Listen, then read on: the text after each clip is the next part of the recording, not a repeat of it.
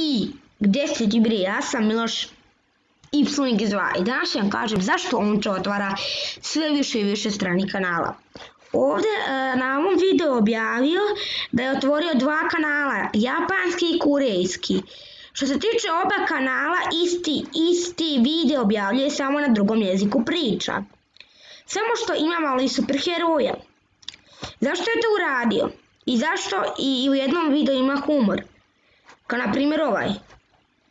Ja mislim zato što da isprobava neke videe da li će biti popularni na ovim prostorima, pa da vidi na tim japanskim, korejskim prostorima, pa tek onda kod nas.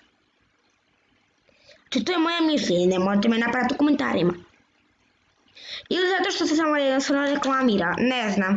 Ali što se tiče FTV-a, najjači njegov kanal, od 3 kanala njegova, Fet TV, ne, 4 kanala, znači rekao sam vam, sigurno isprobava neke videe, pa onda na stranim kanalima, da li će biti popularno na stranim kanalima, pa tek onda kod nas, na manjim prostorima. Znači to je to što se tiče ovog videa, ako vam se svidio, slobodno stavite like, share, subscribe, a do tada uživajte mi i ćao!